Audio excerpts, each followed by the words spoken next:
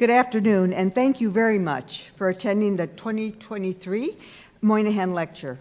I'm Marta Tienda, President of the American Academy of Political and Social Science.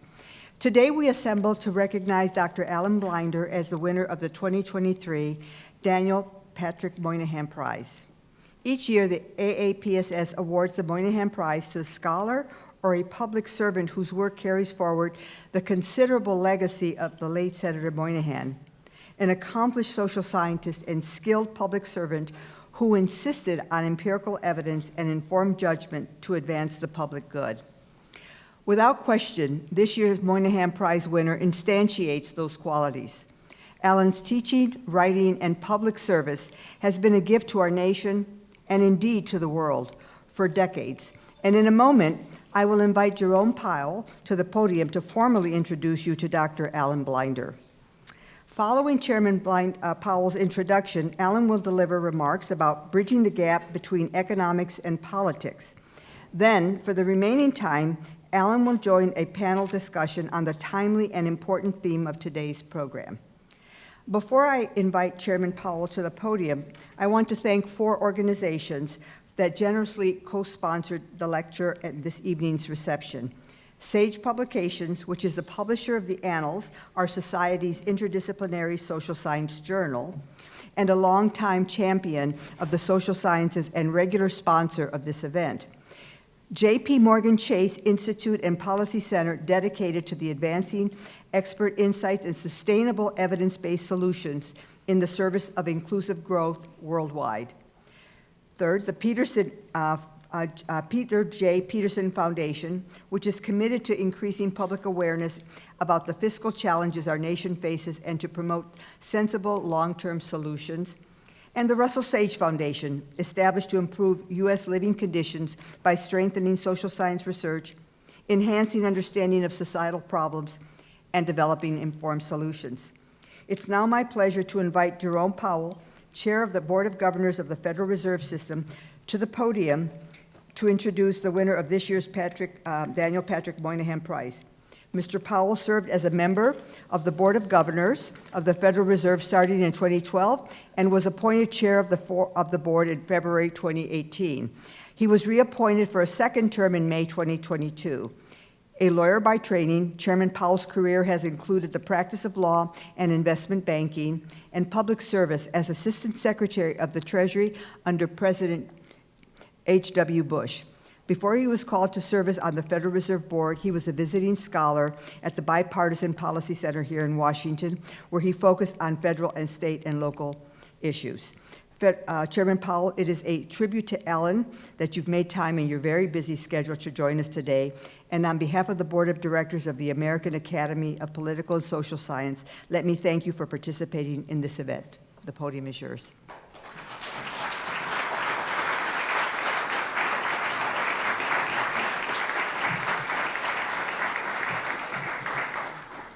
Thank you so much, Alan, Madeline, and William. It's so great to see you and to meet you, William. And I have to say, I am so delighted and deeply honored to be able to introduce Professor Alan Blinder as this year's winner of the Daniel Patrick Moynihan Prize. The Moynihan Prize honors those who champion the use of informed judgment for the public good. And in the field of economics, I can think of no better example of such a champion than Alan Blinder. The very heart of his distinguished career has been advancing the use of informed judgment in economic policymaking.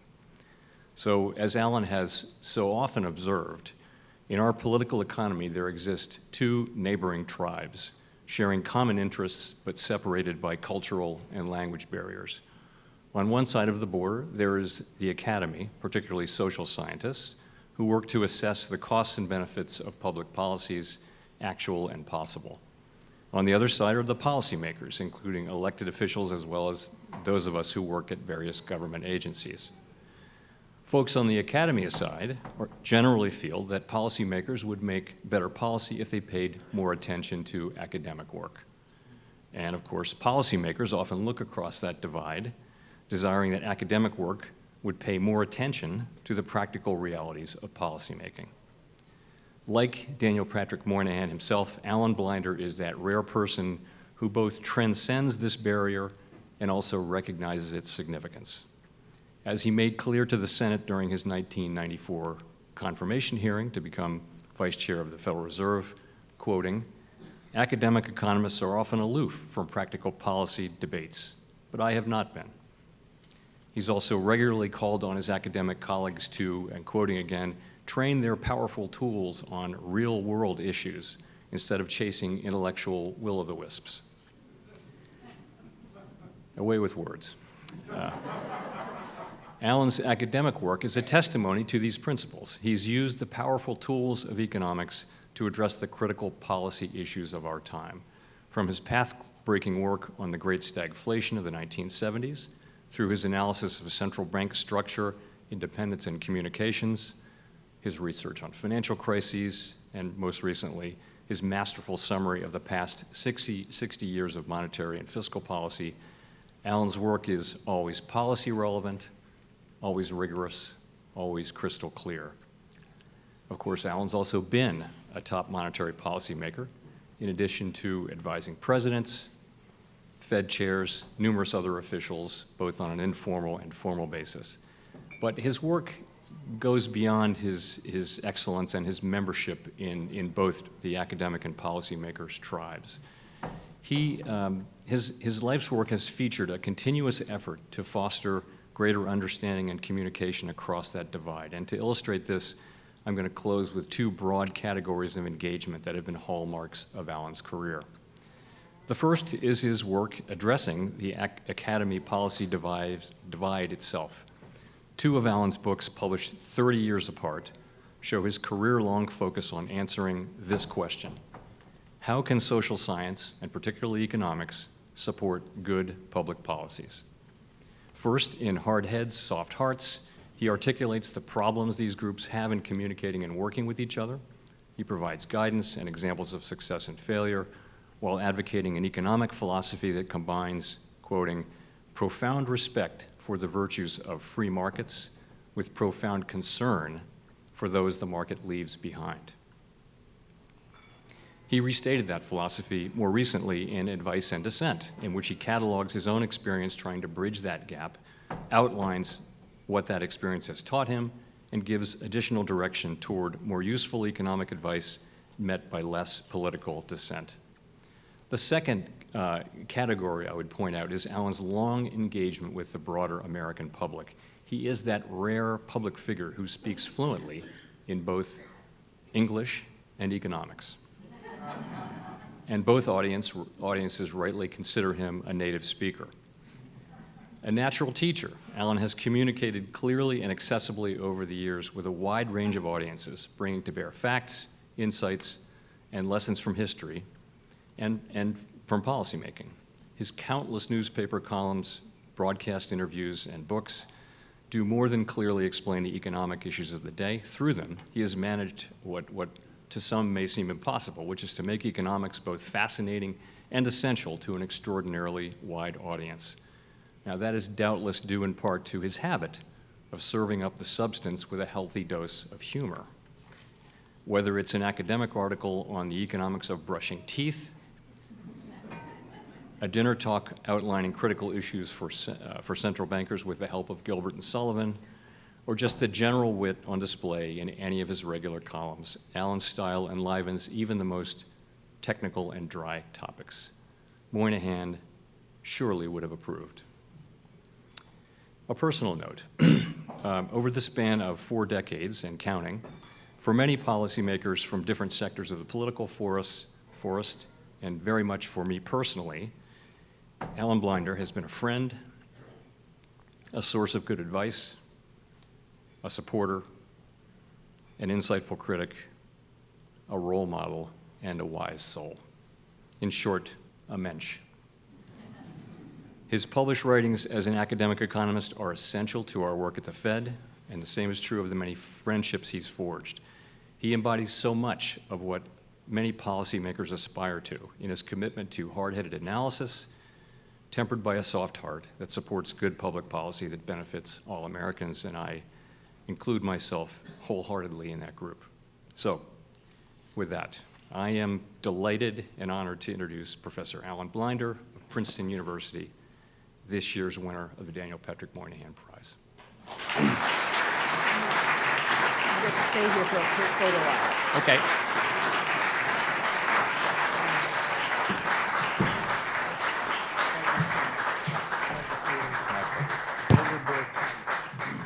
Need some water. Okay, I'll get you a water. I think we're doing a picture. Oh, photo. You should be in the middle. You should be in the middle. Okay. Whatever. Come on, Martha. Whatever. I do. I was told to wear it. You don't always do what you're told. I know. He knows me. Yes. Alan. You do. I got it.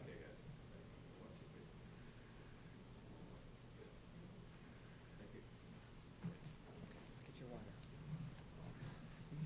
This one's yours. Thank you so much. That one's yours. This one's mine. Ooh, watch out. We almost had a slip in monetary policy there, but no. He's way too agile for that. I want to start by thanking all of you for coming on this summer day in October when you could be outdoors throwing a frisbee or whatever you like to do outdoors. I'd like to thank the Academy for this tremendous honor, especially Tom and Marta, who have been the main contacts for this.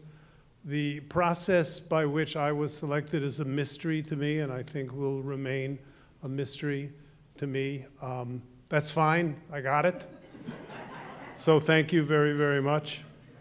I'd like to thank my wife, Madeline, who's been with me through all of these years, all of these ups and downs, and not incidentally to this award, has on many occasions pushed me in the direction of the public arena rather than sit back in the academy, as Jay was just saying, and also the rest of the family that is here, my son, my sister-in-law, and her daughter.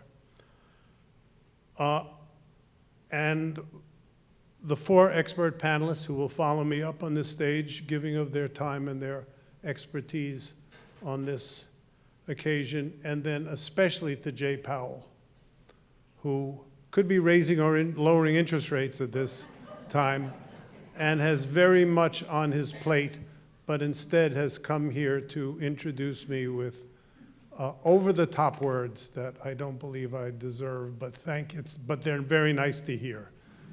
Anyway, everybody likes to be overpraised, so thank you, Jay.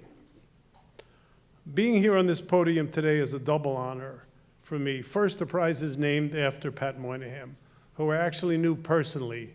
Not that he was my big buddy, but I knew him a little bit back in the day. But much more importantly, who was the US Senate's House intellectual for many years. I've long thought that the US Senate needs a House intellectual, and it hasn't had one since Pat Moynihan left that unofficial post. So I'm really thrilled to win this prize and deliver this lecture in his memory.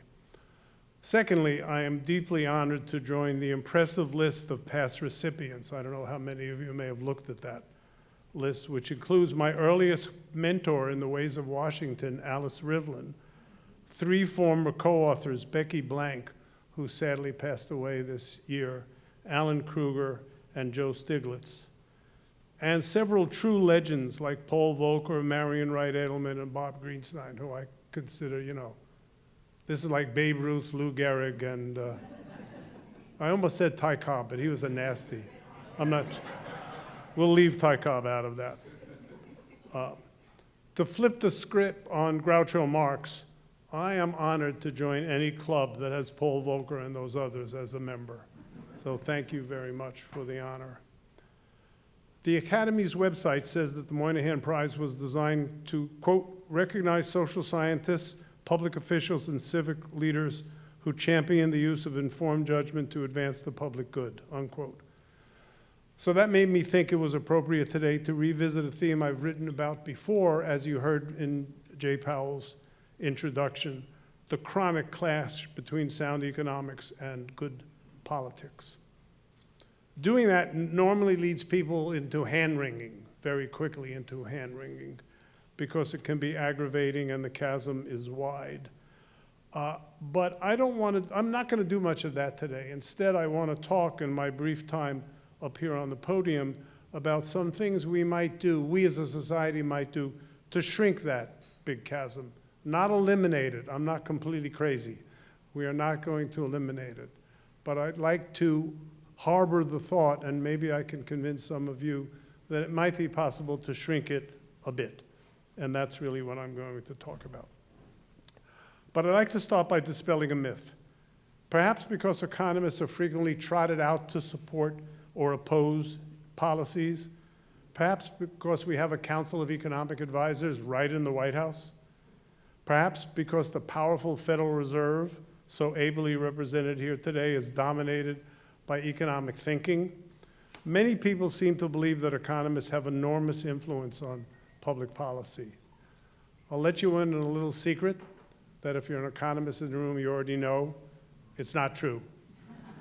Outside of monetary policy, where of course economists do have an enormous influence. It was almost a half century ago that George Stigler, later a Nobel Prize winner from the University of Chicago, wrote that, quote, "Economists exert a minor and scarcely detectable influence on the societies in which they live," unquote. Now, Stigler, who was a pretty good turner of phrases, was no doubt exaggerating to make his point, but he had a point. And that point still stands. Things have not changed that much since. In a book I published 5 years ago, which Jay Powell was kind enough to mention a few minutes ago, I argued that economic policy making often follows the lamppost theory. What's the lamppost theory? That politicians use economics for support, not for illumination. And that's part of the illusion that makes a lot of people think economists are so influential in this policy, in the policy arena. As Jay also mentioned, referring to my previous work, these two civilizations, I've called them, view the world differently. They speak different languages. They define success differently. They have dramatically different time horizons, which I'm going to come back to. And they even employ different forms of logic, which seems strange. I once thought, as many economists I think still do, that political logic was one of those oxymorons. There was no logic to politics. It was crazy land. You know, that sounds more true now than it did a few weeks ago when I wrote those words. But I've learned that there isn't only one logic, the one handed down from Aristotle, the one that economists use all the time, exclusively. There also is a logic in politics, political logic. And I want to illustrate that by a simple example, a really trivial example, one you can just keep in your head. So imagine a policy, think for example of a tax break, but it doesn't have to be a tax break, that would reap $1 million in gains for each of 10 people in society, but cost 20 million people $1 each. Now, you don't have to do complicated math, applying the logic that economists apply to label that as a very bad policy, a loser. To pursue it, there would have to be some powerful non-economic reason to do something like that. But political logic sees the same policy starkly differently. The 20 million losers of $1 apiece will not notice those puny losses. And even if they did, the loss is not close to enough to bring them to political action to try to do something about that. The $10 million winners, by contrast, will certainly notice their newfound largesse and be grateful to the politicians who created it for them. So the gains to the politicians in terms of support, campaign contributions, and the like, dwarf any political losses from the 20 million people that won't notice it anyway. And only the most highly principled politicians are going to find that a deal that they can say no to. There are some, blissfully, but it takes a lot. Now, that example is numerically trivial, designed that way, but it illustrates a deep and ubiquitous, I think, problem. It helps explain why so many policy decisions seem wrong to economists, not just in tax policy, but also in trade policy, regulatory policy, antitrust policy, and a host of other areas. It wouldn't help much, by the way, although we might wish for it, if the politicos understood economics better than they do. It's simply a harsh fact of life that economic logic and political logic often point in opposite direction. So if I could get them all to sit in my Economics 101 class, I don't think it would do any good. So politicos and economists will never look, think, and speak alike. If you want to understand why, I suggest you consult Charles Darwin, and he will explain why. But can we at least shrink the gap, as I said 5 minutes ago? Can we get politicos to put a bit more weight on the economic merits of policy issues? Can we get economists to understand the political world a bit better than they do, which is not very well? I think, or maybe it's that I hope, that we can. And that's the spirit in which I'm delivering this lecture. Now, I'm not naive about this. I've been around the block a few, you can see how old I am. I've been around the block a few times. Or you can estimate how old I am. I've been around, old enough to have been around the block a few times. I realized this was going to be hard, and that the economists are going to have to do a lot more changing than the politicos, because the politicos are in charge. They make the big decisions. So I'd like to offer in my remaining time one suggested change for politicos and two suggested changes for economists. There are many more, but you don't want to be listening to me for 3 hours. So it's a commonplace that politicians have excruciatingly short time horizons. I would wager that at least half the people in this audience have said that more than once in their life. It's often said they can't see past the next election, but the truth is far worse than that. The political pros who advise politicians often can't see past the next public opinion poll, maybe not even past the next tweet. Their natural time horizon extends only until that evening's news broadcast, if indeed that long. But getting politicians to think a bit longer term may not be as hopeless as it seems and is commonly believed. So I'd like to ask you to suspend disbelief just for a moment, excuse me, and suppose behaving as if there's an election every Tuesday is not as smart politically as many politicos seem to believe, or at least to act. In that case, sound economic policy at least has a chance. After all, politicians are among the most adaptable of God's creatures. If they can be persuaded that current political habits are counterproductive, they might change their ways. Not due to a sudden burst of idealism, but because they want to win elections. So to be concrete, let's focus on a newly elected president who, regardless of what the framers thought way back then, generally takes the lead when it comes to proposing and promoting policies. One fortunate fact is that the Constitution gives the new president a 4-year term, which is long enough for the major effects of most, not all, but most economic policy to have been felt within 4 years. So sound economic policies enacted during, say, the president's first year or two are likely to have shown major benefits, if they're good policies, before the next presidential election. Within that window, and it's narrow but not that narrow, good economics can also be good politics. Now, some of you are already thinking that that salutary coincidence in time starts shrinking as the president's term progresses. 1 year goes by, 2 years go by, and the next election's getting closer. But that's where America's completely wacko electoral calendar comes to the rescue. Once we pass the 18-month mark of a new presidency, attention turns to the midterm elections.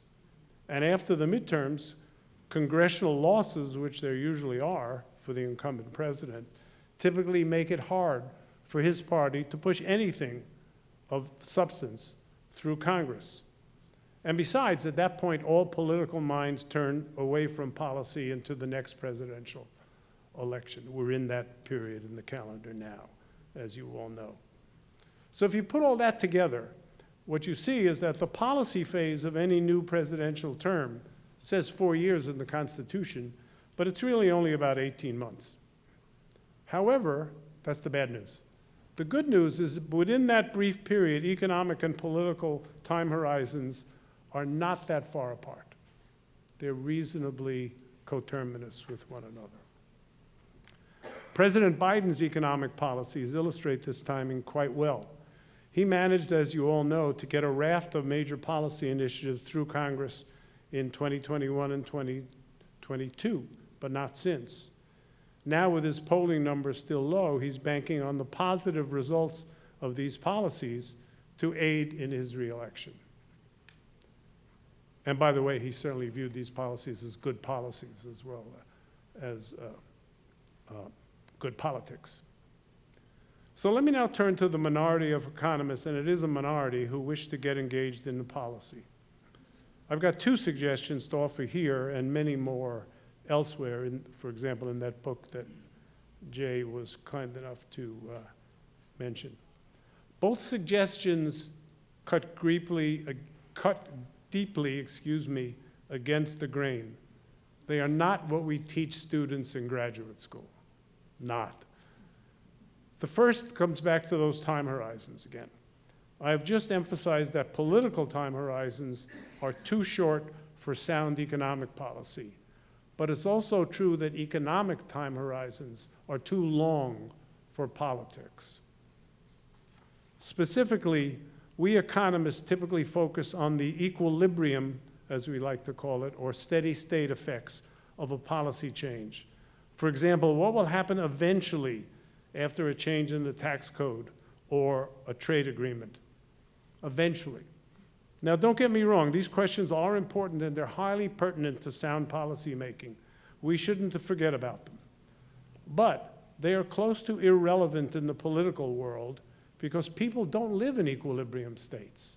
And the politicians understand that, even if the economists do not. Rather, they spend most of their lives, almost all of their lives, in one sort of transition or another. Yet economists habitually brush off, quote, transition costs as unimportant details. It's almost like an insult, like, that's just a transition cost. 8 years from now, who will remember that? We shouldn't do that. It's a very big mistake. Trade agreements are a very good example of that. With some exceptions, trade theory compares one full employment equilibrium with another.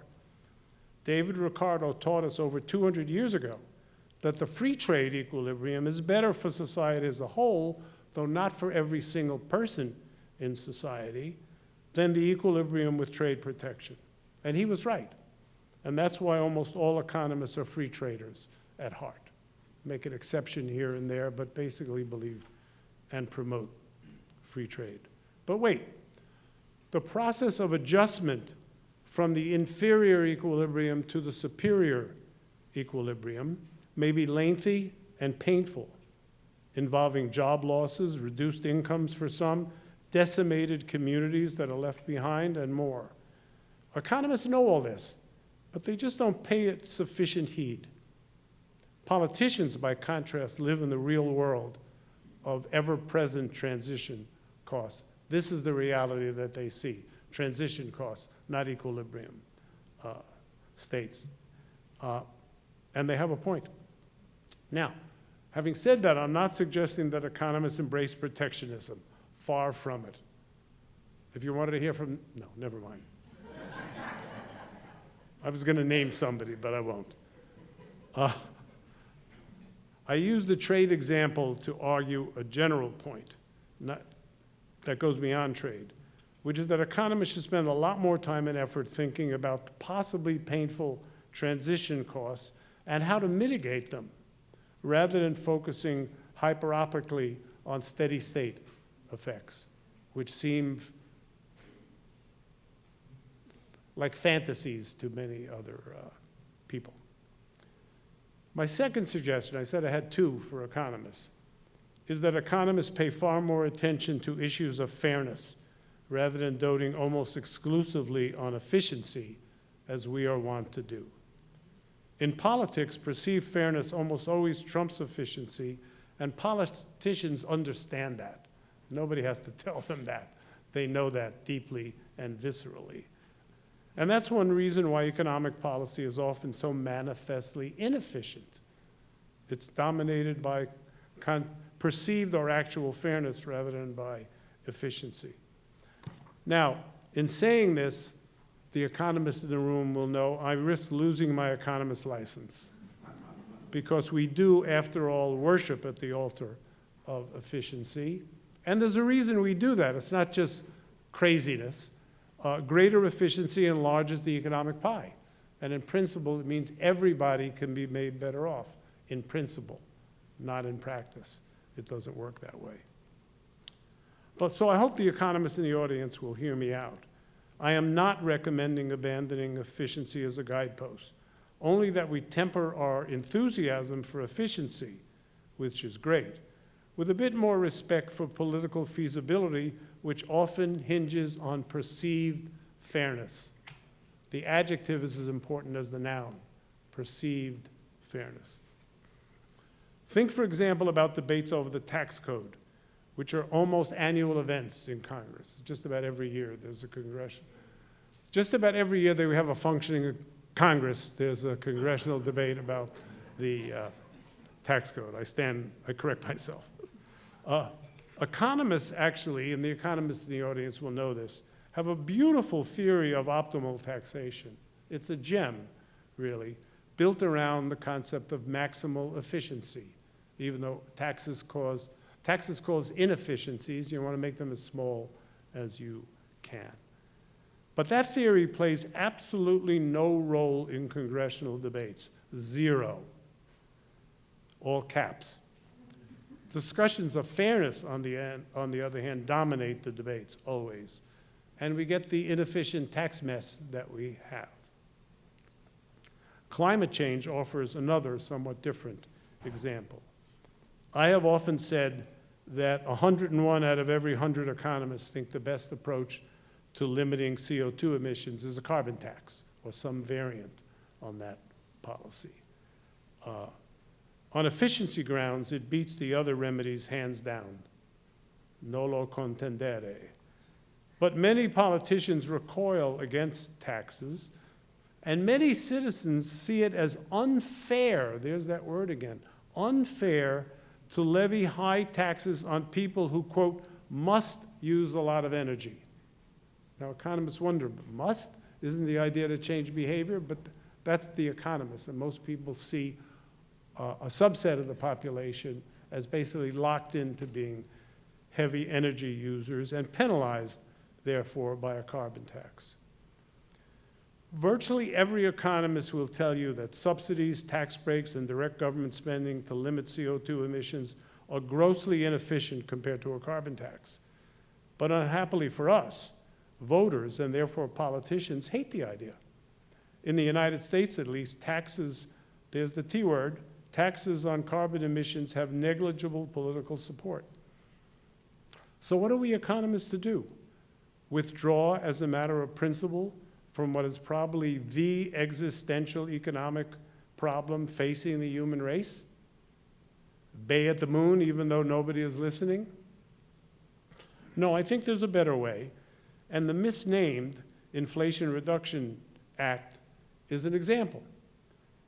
While it does little to reduce inflation, it does promise quite sizable reductions in America's CO2 emissions. It's happening already. Society is almost certainly better off with it than without it, even though it has no carbon tax in the bill. You can't find that in the law. And it accomplishes the reduction in carbon emissions quite inefficiently compared to a carbon tax. Most important of all, however, President Biden was able to push it through Congress when a carbon tax would surely have failed, had zero chance of getting through Congress. So here's my advice to economists who are interested in actual as opposed to theoretical policymaking. Don't forget about efficiency, it matters. We're right about that. But we may have to content ourselves with nibbling around the edges below the political headline level to make the details of a complex policy package less inefficient than it would otherwise be. Call it the theory of the third or fourth best. Certainly it's not the second best. Well, there's much more I could say, about moving politicos and economists closer together without resorting to pie-in-the-sky thinking. But I think I've already overstayed my time. Admittedly, this is a long shot. These things are long shots. And movement, if it comes, will be slow and grudging. But the potential rewards for success, even minor success, are great. Having opened with Groucho Marx, let me close with Yogi Berra. A natural pairing, you'll all agree, who once observed that, quote, in theory, there is no difference between theory and practice. In practice, there is. Thank you for listening.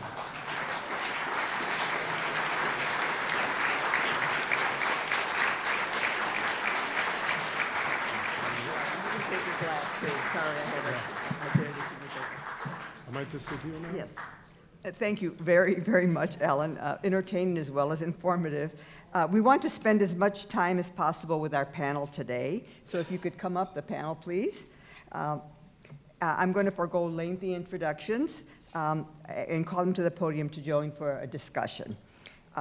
Our moderator, Catherine Rampell, an opinion columnist at the Washington Post, was previously an economics reporter for the New York Times. She has written extensively on economic issues, immigration and social policy, and politics.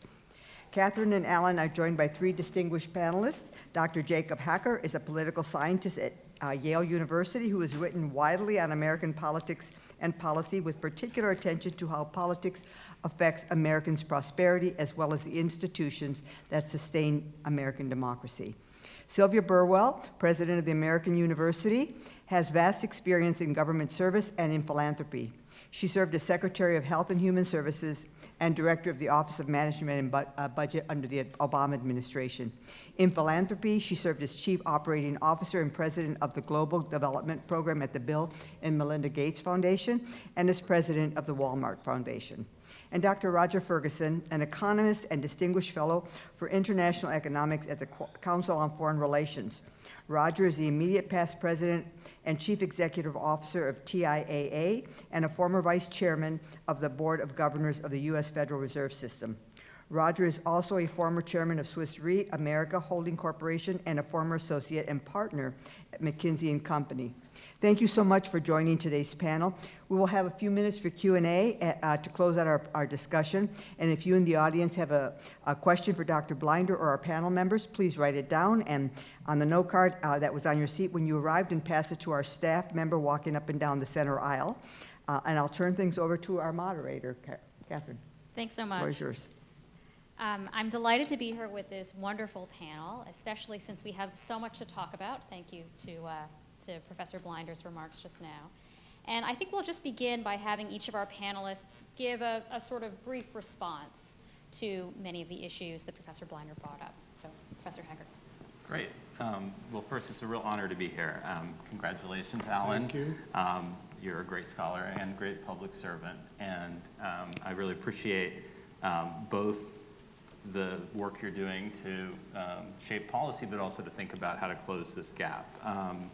I do think, I would say that as a political scientist, right, and I would say that if Stigler said that it was a barely scarce, minor and scarcely detectable, I would say political science's influence on public policy is infinitesimal and undetectable. So, so We're getting somewhere. but I will say, I will say first that I do, and I think your career suggests this, that economists probably have a bit more effect than you think. I think it's more, as you suggest, obviously macroeconomics, but also more in the general way of thinking about policy. I think there has been effects there, and I think one thing I'll say at the end is that I wouldn't say this is a really economist's fault, but I do think that we need to open up this conversation about how other social sciences can contribute to the conversation about how to create both feasible and sustainable policy. So I will also say that, and maybe Paul Samuelson was being tongue-in-cheek when he famously said this, but he said, "I don't care who writes a nation's laws if I can write its textbooks," which I thought is a good statement of the general influence. And I just wanted to say that your textbook was the one that I read in my introductory economics course, and it had a big influence on me. Okay, so I like your 3 ideas and the ones that are in the book as well. So I wanted to give 2 additional thoughts on this. The first is that I think that it would be helpful if we could move a bit beyond questions of political feasibility, right? So how do we sort of bridge this gap in terms of making politicos find reasonable economic ideas more attractive, and to focus a bit more on the additional ways in which policy might affect society and politics down the line. And so I've written in a special issue of the Annals on this general topic, which I'm really grateful we were able to do, that there are sort of 3 E's of policy success: enactment, entrenchment, and expansion. And there's actually a lot of research and thinking in a variety of fields, not only political science, on this. And I think it would be useful for economists giving economic advice to think more about not just the enactment side, but the entrenchment and expansion, given how hard it is in our current politics. And that leads to my second point, and it really is about our current politics. The elephant in the room, or rather, I guess I should say, to give a hint, the elephant not in the room, or at least not in charge of the House until today, is the Republican Party. The Republican Party, a significant chunk of it, has retreated from problem-solving governance, and maybe from democracy. And to point this out is to sound rankly partisan, and I apologize for doing so. But it's a huge problem for our governance, and I think it raises the stakes of economic advice for those who might be listened to. And to extend your metaphor, it's not just a problem that politicians are leaning on the lamppost for support rather than illumination. It's that a significant number of politicians simply want to rip the lamppost out. And I think we need more attention to how to deal with this fundamental problem in the context of providing wise policy advice. I can one-up you on the textbook point. Not only did I use Professor Blinder's textbook, but he actually taught me Econ 101. So any mistakes in any of my columns, blame him. Fortunately, there aren't many. Thank you.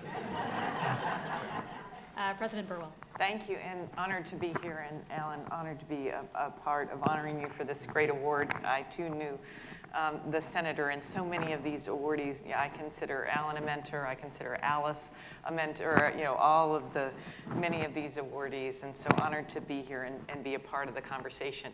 Alan will not be surprised because we've worked together actually many, many years in this particular setting where you're trying to do what we're actually talking about, that I might suggest, I want to expand a little on maybe your approach. And it's so interesting to me because when I think about this, the way this actually works, I think about outcomes. That's what I think. Why do we have policy in the first place? Is for outcomes. We're all seeking outcomes. And as I think about it, I actually think, you said in the book you describe an unholy trinity, and I'd like to create a holy trinity. And a holy trinity that would include economists as well as political scientists that are the rigor and the analytics and the theory often that root us in math, science, and all of that piece. Together actually I actually think policymakers and politicians are actually different. And I consider the 3 of them, that you need all 3 parts to get to the place where you can have something that is implemented and has impact, that has the outcome that we're all seeking to have. And so I add a piece to what I would call, more a triangle versus a dyad in terms of it, because the theory aspect, interestingly, actually, I believe economists, this issue of theory versus practice, I actually believe politicians very much are of theory versus practice, but it is in the policy making and that joining, and often policy makers, I consider those people helping bridge to get to the place where you can have outcome. And I would say the only other thing that I would say to add to that part of the conversation is I actually believe we all need to think about this a little differently. And I would think about it more not as versus, because I actually think that falls into the trap that is a very bad place that our nation is in many, many ways. But I think of it as a team. And I think of it this way. When Steph Curry takes a shot, the rest of the team, he misses. Oh gosh, it doesn't happen often, but Steph Curry misses the shot. The rest of the team isn't busy thinking, gosh, I have to go play defense now. You think as a team. You think we are all working together. We each have things that we do and that we are better at than the other, but we think about how do we maximize for the different pieces to get policy and get policy outcome. So I would say, Alan, to quote our old boss, there's a third way. That would be my third way. Excellent. Dr. Ferguson. Great, thank you very much. And obviously, let me join others in commending and congratulating Alan for this award. Well deserved. And the speech, of course, was the essence of what we've all come to know about Alan Blinder. It was both insightful, it was witty, self-deprecating, and at the same time shows that he is comfortably in both camps, which is sort of an unusual place. So Alan, well done. Let me also say that I have the great advantage of having known some of these award winners, but Alan and I share in common something. We're in one of the least exclusive clubs in Washington, which is former vice chairs of the Federal Reserve. So, I learned a great deal about that role from Alan, from Alice, and also learned a bit from Paul Volcker about other things in the Fed, so it's a pleasure for me to be here. Let me first say I agree with much of what Alan had to say. In fact, all of what Alan had to say. Politicians and economists are, in fact, different breeds. I share some of what Sylvia just said, having been in Washington a bit as a policymaker. There's room for both, and the ability to understand how the other side thinks is, I think, a critical skill. Alan is one of those few people that had it. Sylvia has it, others as well. Now, as another economist here, though, let me add a couple of things that I think should give us maybe a little bit more hope. But before I do that, let me quote the first person who had to deal with the Council of Economic Advisors was, of course, Harry Truman. And Harry Truman famously said, I need a one-handed economist. Because all of my economists come in and say, on the one hand, and then they say, on the other hand.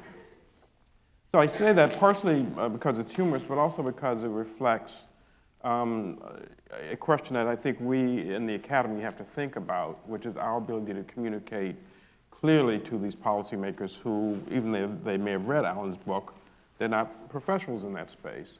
And so as I think about some of the things that social scientists, politicians, economists have to do to move closer, as Alan says, I do observe that some of this has to do not with the analytical skill, with the ability to communicate your outcomes, and to think through how that is going to be heard on the other side. So in economics, this is now famously known as framing. I came from a place where Jeff Brown, who is not in the room, but is an economist who studies retirement, taught us all that the way one talks about a problem and the way economists in particular talk about a problem can influence the way it's received. So the first question I'd raise for social scientists in the room, picking up on some of Alan's points, what are the things that we can learn? One is we have to learn a bit about framing and how we position our answers so that they're well received. The second thing that comes to mind, being an economist and listening to what Alan had to say, is I also think about some of the things some of the progress that the discipline has made in terms of the problems and the approaches that we think about. So we talked about Alan Kruger and others who are thinking about real world problems, i.e. trying to use experimental approaches in economics, not just theoretical, to think through things such as a minimum wage. We still don't have the answer, but we at least have changed the way we're approaching the research agenda in the economics profession to focus in on resolving some of these very, very gnarly real world problems. And the third point I'd make is the nature of economic research itself has evolved. When I was going to school and Al was going to school, very much being driven by mathematics, and assumptions and driving models. Now when I look at what PhD students are studying, you see experimental economics. You see obviously behavioral economics. You see a variety of comparative economics, et cetera. And fortunately, in the profession, those are now being recognized with the Nobel Prize. So, I come to this saying I agree with everything that Alan had to say, but also add a voice of optimism that, the profession, as the economist, I cannot speak to the political scientists and others, are learning how to, one, frame and communicate, and two, the profession itself is evolving in a way that I hope create some room to close that chasm that Alan was talking about. I don't necessarily expect politicians to become better economists, but at the end, I think economists and other social scientists have to become better politicians. So, thank you. Thanks so much. So, Professor Hacker, you sort of alluded to this in your remarks just now. We are speaking at a time when, for years, decades even, distrust in expertise has been growing. I mean, not just expertise, but institutions writ large. I'm wondering if you could talk a little bit about how that should inform this discussion about how social scientists engage with the public, given that in both parties, although I will take your point that in one party more so than the other, there has been a growing disinterest in listening to what the experts have to say. Yeah, it's a great question, and I'd be interested to hear what Alan's answer is. I think part of it is actually exactly what he said, which is that you have to think seriously about how policies are going to affect people in the short to medium term, not just the long-term equilibrium. I think the degree to which that that awareness has to be at the heart of our thinking about policy solutions, because there's profound effects on people's sense of that they're represented in Washington. One of the things I would say about tax policy, for example, is that over and over Americans say that their number one priority is that the rich and corporations should pay more taxes. It's very consistent, and I understand it involves some underlying views that are more complex. And again, we see these very large tax cuts for the rich and corporations. And my sense is these are driven less by pop economic theory and much more by the power the power of particular interest and the power of ideological conviction. And it is this very corrosive effect, I think, on people's sense that they're represented. The one thing that I do think could be a really positive forward step, and I was going to mention this, but our time was so short, is that I do think that we're seeing in the social sciences more interest in understanding how to repair civic America. We're seeing it in economics with Chetty's work, for example, on social connections. We're seeing it with Hari Han's work in political science on building civic groups. And it seems to me that that's a really important part of our long-term policy thinking. How can the policies we're pursuing both be rooted in the demands of and the perceptions of broad-based civic organizations, but also how can they encourage that? And I think we forget that a lot of the policies of mid-century that grew out of economic work in many cases, right, the sort of mixed economy consensus, were very good at investing in that kind of civic infrastructure, even if it was often just a happy byproduct. So that's one idea there. Did you want to weigh in, Professor Blinder, on the question about distrust in experts? I was just going to add two things. One is that, and I think they're both obvious. One is that it's generic. It's not just distrust in economic experts. It's distrust in expertise and elites, as if the elites are out to, pardon the expression, screw everybody else, which is not the way we elites usually think of what we're doing. The second thing is that thinking in terms of trade-offs, this is the Truman two-handed economist, is the mother's milk in economics, but it doesn't go down quite as well in politics. A politician trying to persuade voters is going to want to give you the sunny side of whatever he or she is advocating and not emphasize, not mention the other side. And economists, when they're not put in advocacy positions where they're speaking for somebody else, but are speaking more or less for themselves, are always thinking about trade-offs, and that's why they're two-handed, as Roger said.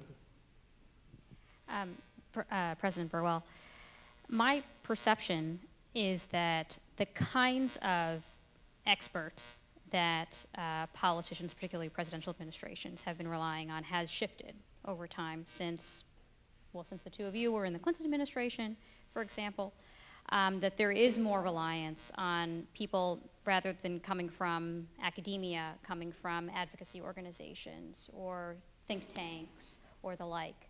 I'm wondering if that is if you agree with that assessment, and if so, what you make of it. That it does seem like there's a shift from relying on people like Alan Blinder and maybe people who've come from think tank land or activist organizations. You know, I'm not sure that Becky, who was mentioned, served with her the second time I served, in terms of an academician who came and had great had an influence and impact. So I'm not sure that I would think that there is a decline. I do, and what it may be, though, is that I think that there is an expansion of the definition of policy and policy making. And this gets to a little bit of what you were reflecting, Roger, in terms of the interdisciplinary nature of policy and solving problems. And I think whether you're in the academy or in the private sector or in government, in all of those sectors, there is an increasing awareness and appreciation that interdisciplinary that interdisciplinary problem solving, even if you're not doing policy, that scientists. So if you are somebody working on cancer now, the questions of the gut, the questions of the biome. And so this interdisciplinary nature, I think, may be getting reflected. I think the other thing that possibly may be getting reflected is further democratization. And I don't mean that in, what I mean is more broader explanation of policy. And let me give you an example. At the Council on Foreign Relations now, which focuses on national security issues, foreign policy issues, there are fellows that focus on health, because health is now considered a foreign policy issue. So that's what I mean. And I think that may be, I think using one administration as an example, in your question, I'm trying to look over, the past administrations, and I think there are some that are exceptional, as we think back on looking at who was selected for what. But I think if you look back over, if you go all the way back to, let's start with Bush, the first Bush, and go through, I think what we may be seeing is slightly different. Yep. Dr. Ferguson, it's not lost on me that half of our panelists and one of the other previous speakers, Chairman Powell, by design were in economic positions that were insulated from politics, right? And that is arguably part of the reason why the Fed works as it does, that you don't have to consider the political ramifications, near-term or long-term, of what you do. I'm wondering, is that how it should all be? Maybe we want people who are in economic roles who are strictly optimizing on economics, and people in political roles who are strictly optimizing on politics. Otherwise, maybe you get some, if the politics dirties the economics and the economics dirties the politics, you get bad outcomes on both dimensions. So obviously I agree with the incredible value of the independence of the Fed, but you have to recognize that the Fed, while it's independent, is still a creature of Congress. And I have to give it was the result of a major crisis, obviously, that 1918 and 1913 that led to it. And it was showed deep wisdom by the politicians to recognize that they were incapable of doing the really hard thing of setting interest rates if we was going to slow the economy down. I think it's that set of decisions belong as they are, as you point out, with an independent organization, as Alan and I both know, heavily driven by economic thinking. I would not actually want to expand that because I actually think particularly in a democracy, the trade-offs of short-term versus long-term, whose ox gets gored, so to speak, all of those things really have to be hashed out because that is the essence of democracy. They should be informed, not just supported, but informed by economic thinking and sociological thinking and political science thinking. But in no way would I encourage or think we'd be in a better place if we were simply to sort of create almost all economic activity independent or policymaking independent of the give and take of politics. And the example of that is the one that we've talked about already, which is trade, right? Alan's absolutely right. I don't know I know very few card-carrying economists who are not free traders. And I know very few of them who, until recently, have thought through, the transition cost issues. And even now, we recognize that as being an important problem. I still think there are a lot who think in the background, well, that's not really our problem. But you see what happens if you don't bring political thinking into economic policy making. You end up with outcomes that are not acceptable in society and consequently don't last. So I firmly believe in the Fed as an independent agency. I'm not sure I'd want to have independent agencies across the board that weren't infected by politics because you end up getting answers that are right in theory but not so right in practice. If I could add something to that without disagreeing with... we can disagree with me. I'm going to disagree very slightly. That's okay. Which is that the way you posed the question, it was the economists just take charge of all economic policy. Nobody wants that to happen. And in a democracy, it shouldn't. I hope we still have a democracy after the next election, and it shouldn't happen. But once upon a time, it was a very long time ago, I wrote an article in Foreign Affairs, actually, called Is Government Too Political? And I mused in that article. Some people read it as a suggestion. It was more amusing. That there's a line between the technocratic decisions and the political decisions, and maybe we could move that line a little bit more in favor of technocratic decisions. Now, if that sounds crazy, we've had things like the Base Closing Commission, where Congress saw that the politics was just so impossible. They were doing it so badly that the idea was to turn it over to technocrats. We have fast track in trade negotiations with a similar rationale, although I don't think it works quite as well. I was in the Clinton administration with Sylvia when we were negotiating NAFTA, and politicians were in the room. They were over there watching what the technocrats were doing. But the basic idea of fast track was let a bunch of technocrats work out the details as best they can, and then bring it back to Congress for an up or down vote. That's not quite how it worked, but that was the idea. I don't think that's a crazy idea. So it's just about moving the line a bit.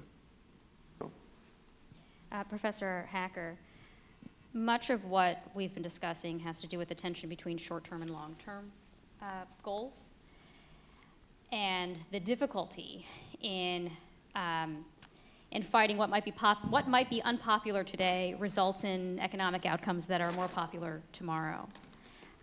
Professor Blinder talked about, well, maybe there are things that a president can do in the beginning of the administration that will be felt by the end. But there are plenty of examples, Obamacare being one of them, where it took years and years before people's minds changed about the law.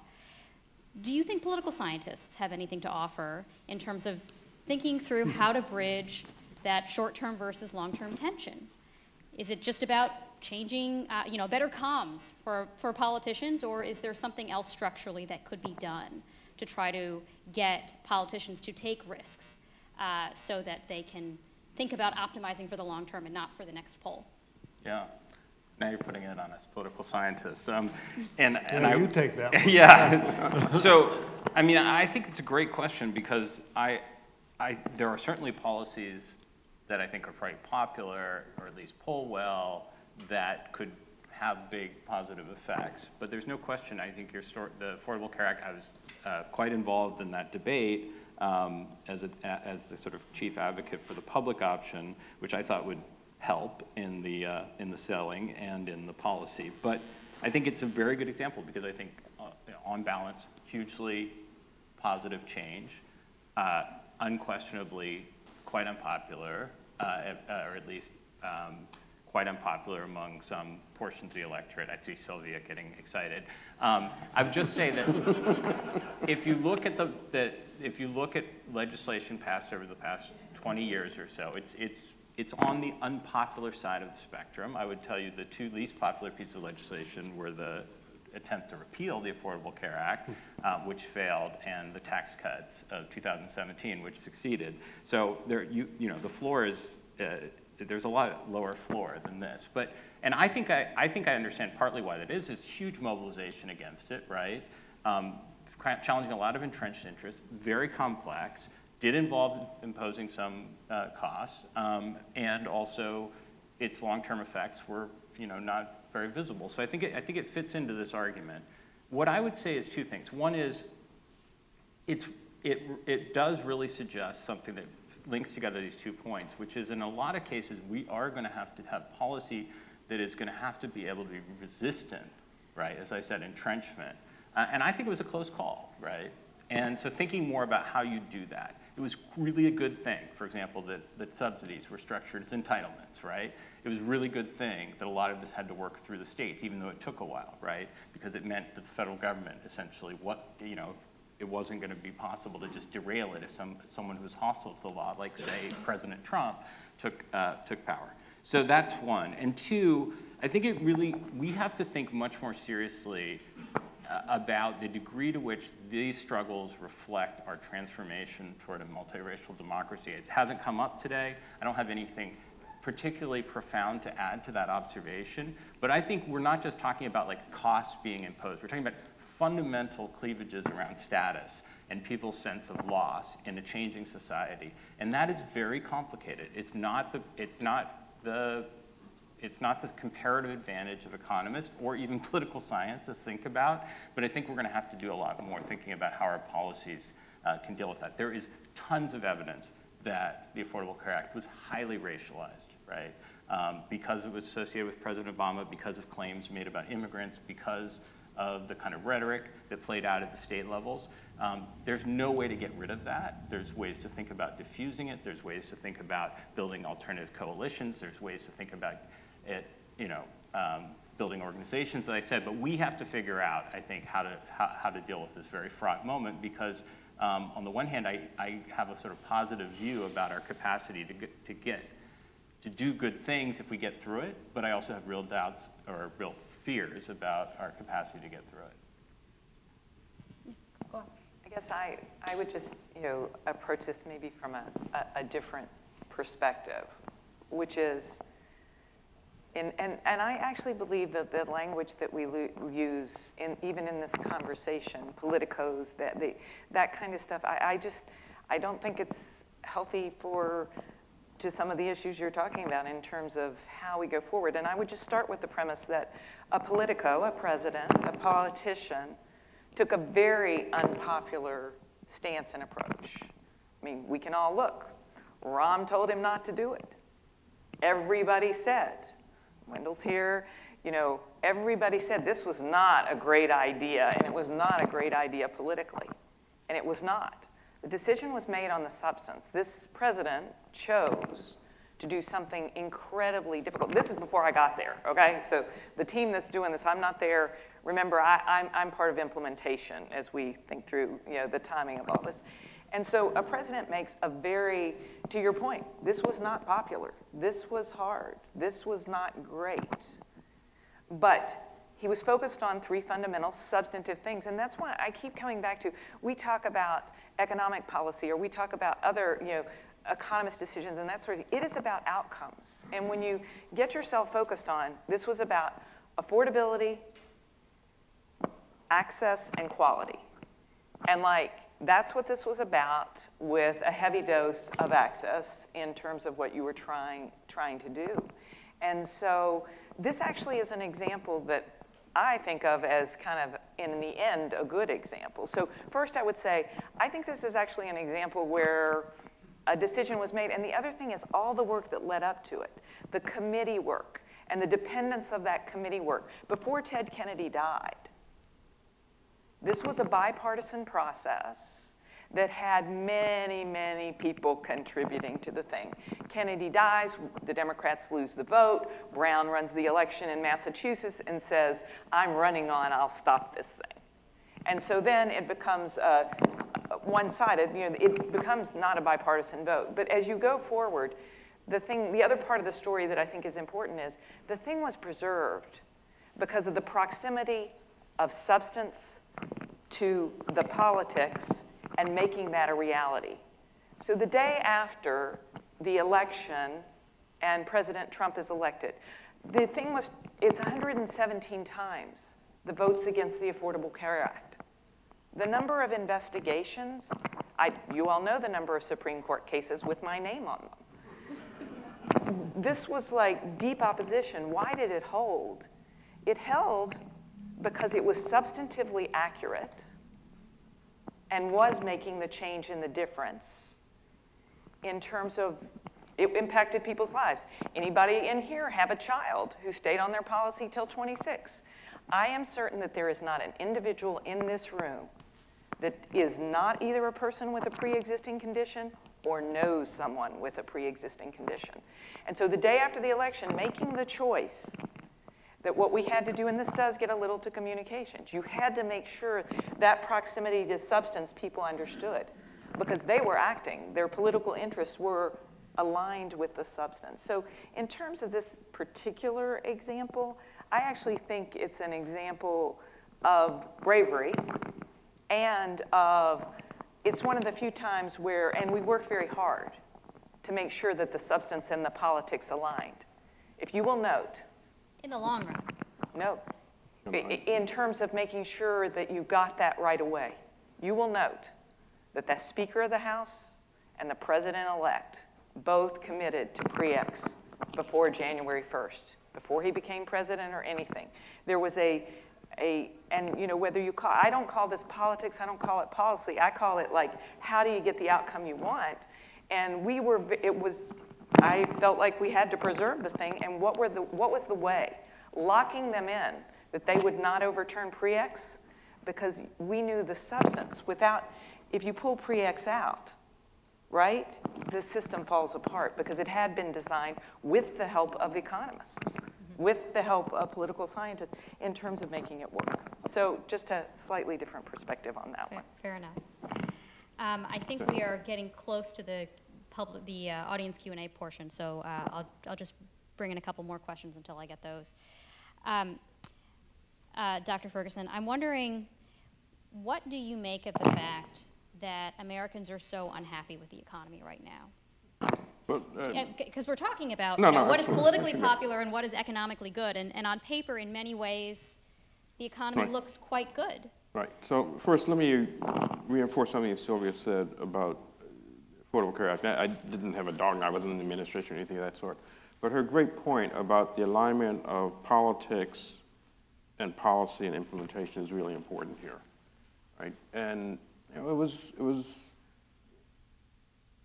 politically very astute to be able to bring, you didn't quite get a coalition, but you created something that, in fact, has withstood the test of time. And one of the things that's ironic about it, in a number of states that one might describe as red states, there's a version of Obamacare that's got a different name. But it's exactly, so folks on the left and right have adopted much of the same policy construct, communicated it differently, and it still survives. To your question of why are people unhappy about the economy, three or four things. One is, inflation has had an impact on a number of people. And Chairman Powell has said something that all of us know in economics, and the reason that all of us want to have price stability is inflation is an insidious tax on low and moderate income people and working class people, not the folks in this room so much. We can all escape it. There are a lot of folks who can't. Secondly, to a point that hasn't quite come up, but it's sort of implied by what Jake read to say, we are at the end of a period, roughly 40 years, not quite, of very low growth to no growth in real wages. We're at an end of a period when we've seen, some of the dislocations from trade that have been talked about. So the second reason that people are unhappy with the economy is there's this sort of a confluence of many things that have occurred for a long period of time, all of which have become much more apparent during a period of inflation. So we have inflation by itself, then we have all these other things that have built up that are made worse by inflation, and so we now see a lot of labor action, for example. The third reason I believe people are unhappy is some of the things that are going to occur from some of the laws that have been passed, and this sort of slightly agrees and slightly disagrees with what Alan had to say, are still a long time in coming. The president wants to run on Bidenomics, and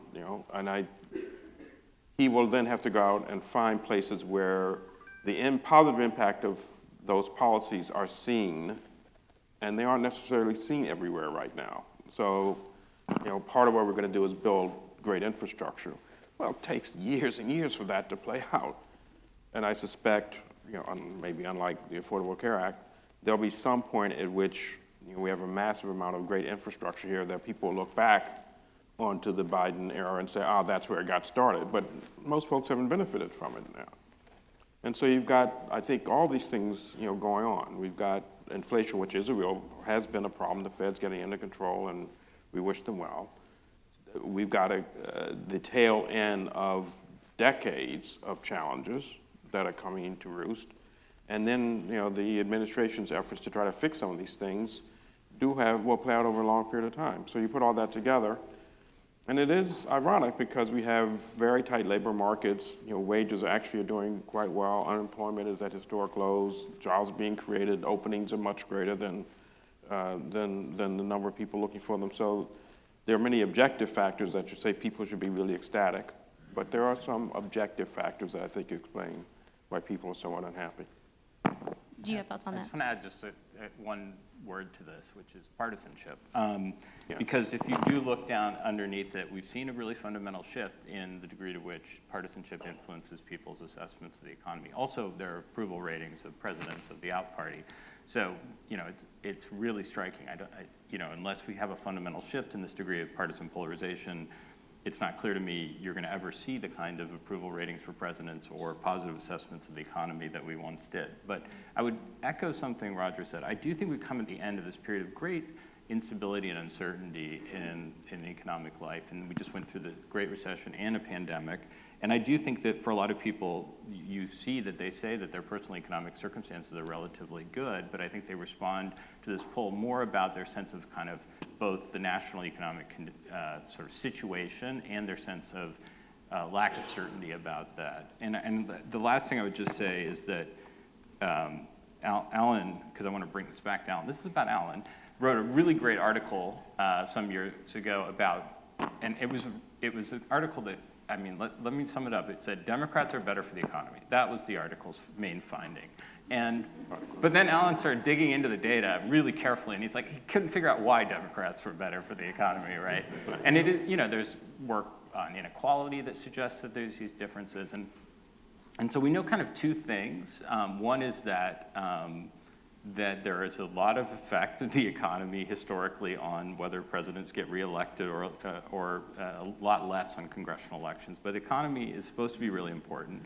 But we also know that we've seen this huge shift in how people assess the economy. And I wonder how these two things come together in this particular context. I don't know if you have thoughts about that, Alan. But to me, that's the big question. Like, as you said, there's a lot of reason to think that these investments are going to have positive effects before the election, and And yet, we wonder if it'll have effects Yeah. on the president's prospects. Let me say two brief things to your question. I wrote both of these in my Wall Street Journal column a few days ago. Yeah. One is there are lags in perception, and a lot of people are still in the doldrums. I mean, the pandemic and the aftermath were really tough episodes for many, many people, and they haven't quite escaped that view yet. It's coming. I mean, these things don't last forever. These views don't last forever.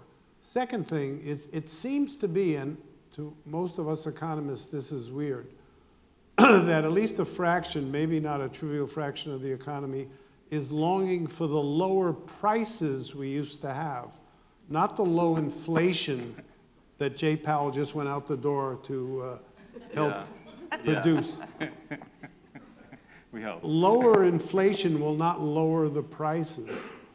And the paradox there is what it would take to actually lower the prices is so horrible that we don't even want to think about it. But yet people seem to want lower prices. And the policymakers can't deliver that. They'd be crazy to try to deliver that. Yeah. I have a question from the audience. Good polling data shows that in the general public, except among Republicans, trust in scientists is durably high. Can we capitalize on that? Anyone want to take that? Let's hope so. I'll let others offer more thoughtful reactions. No, one should hope so, I agree. I think, this loss of trust in experts in general is terrifying, for lack of a better word.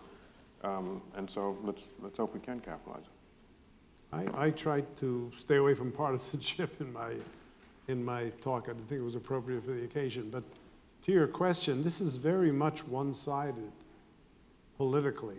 It's not like it's a 1-0 that they're completely different, but it's a huge difference. And you say trust in scientists. Climate change is the biggest scientific problem that we're facing now, I think, and many people think. And the partisanship in the attitudes towards that, including what the scientists say, is just huge. It's huge, and it's just one party just doesn't want to pay attention to evidence, and that's very sad. Another question from the audience. What is the obstacle to building transition costs into economic analysis and policymaking? Is it hard to plan for compensating losers because you are then admitting there will be losers? Let me take that one first, and Roger may want to add something. No, you go first. I think, first of all, it's not always easy to identify the losers. Secondly, that's probably the least important. Secondly, we don't really have policy apparati, is that the right plural of apparatus? To do that. Europe does a bit better than we do. We do very, very poorly on compensating losers. So what I really mean by that operationally is it would take a lot of laws passing Congress to have that apparatus in place, and we just don't have it now. And then the third is the one that I was griping about at the podium. It's intellectually difficult to do that kind of analysis compared to the ease of doing equilibrium analysis, right? Probably everyone here has taken Economics 101. There's a supply curve and a demand curve. One of them moves and you go to the new equilibrium your teacher taught you. I probably said that to you. But there's a whole process in getting from point A to point B, so to speak, and it's messy and difficult to deal with both theoretically and empirically. And so what I was urging sort of is for economists to roll up their sleeves and work on that more than we have. Marta wants to jump in, but look, can I just add 2 points to what Alan rightly said?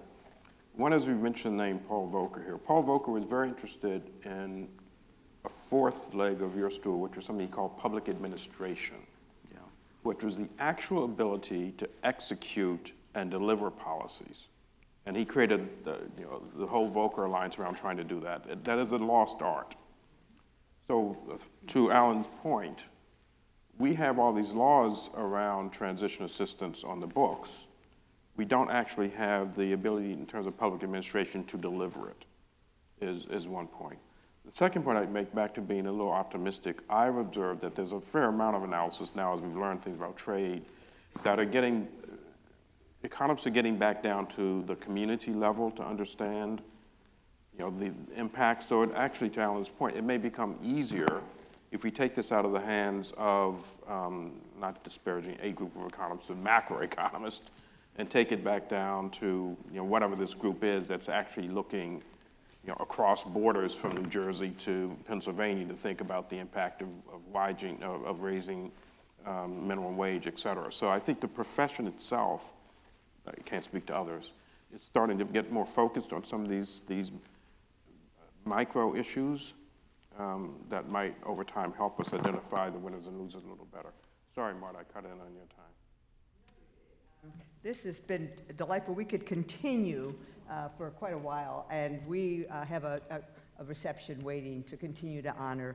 I would like to thank all the panelists today for their very rich and textured discussion about policy and politics and economics, and when they talk and when they don't. We're not having a dialogue of the deaf today, so that was a step forward. Too bad that we can't educate others in Congress. That's just my view. I want to thank the selection committee for their inspired choice of Alan Blinder for the 2023 Moynihan Award, and all of the attendees. But there are a couple of individuals that have been really outstanding in making this event come together, and that's Tom Kametzi and Jessica Effer. They are...